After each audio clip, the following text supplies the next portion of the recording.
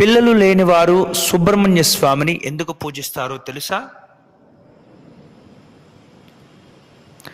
పిల్లలు లేనివారు సుబ్రహ్మణ్య స్వామిని ఎందుకు పూజిస్తారంటే, పార్వతీ పరమేశ్వరులను దర్శించడానికి అనేక మంది తాపసులు కైలాసానికి వస్తారు.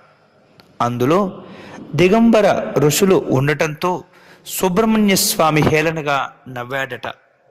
దానికి పార్వతీదేవి తన కుమారుణ్ణి మందలించి, మర్మాంగాలు సృష్టి వృద్ధి కోసం సృష్టించినవి కాబట్టి జాతికి జన్మస్థానాలు అవే అని తెలియచెప్పింది.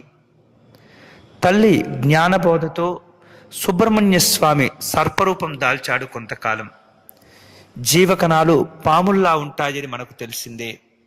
ఆ తర్వాత వాటికి అధిపతి అయ్యాడు. అందువల్లే జీవకణాల అధిపతి అయిన సుబ్రహ్మణ్య స్వామిని పూజిస్తే పిల్లలు పుట్టని దంపతులకు తప్పనిసరిగా సంతానం కలుగుతుందని నమ్మకము.